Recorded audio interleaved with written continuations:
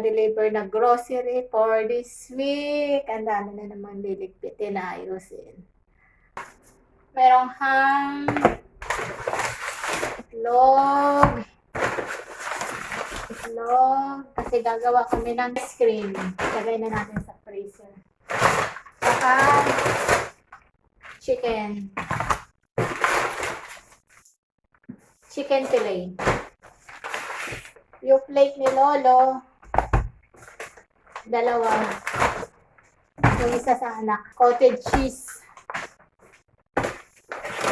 Sour cream. Ay, aking gagawa.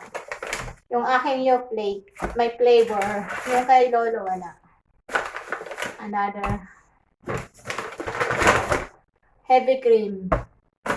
Nagawa ko ng white sauce. Saka dalawang gatas.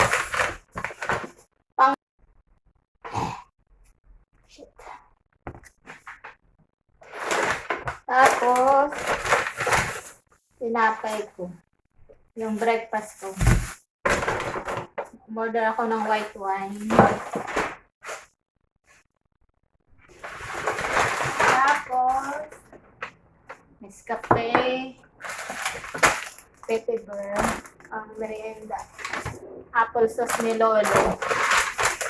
Pag binibigyan ko siya ng gamot, sinasamahan ng powder.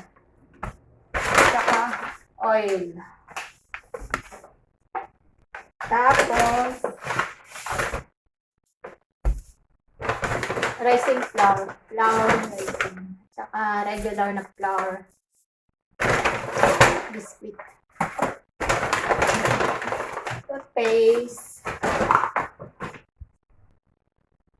Ano ba ito? Saging. Malaki naman. My gosh, ang malaki. Saging. Ano ba ito? Cauliflower.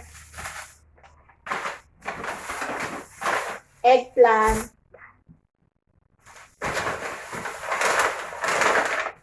Bell pepper. Hati kami ng anak kasi ang dami. Tomatoes. Pang 1 week. Pero hati kami yung kasi sobrang dami. Cucumber. Cherry tomato. Order pa ako ng cherry tomato. Onion. Lettuce. Tig-isa kami. Dalawa. Tig-isa kami ng ano.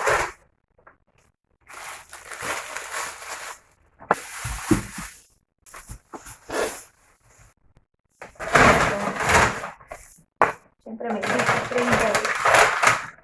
juice ng alaga ko. Juice ng alaga ko. Dab. Pampuna sa puwet. Pampuna sa puwet. Dab. Saka gloves.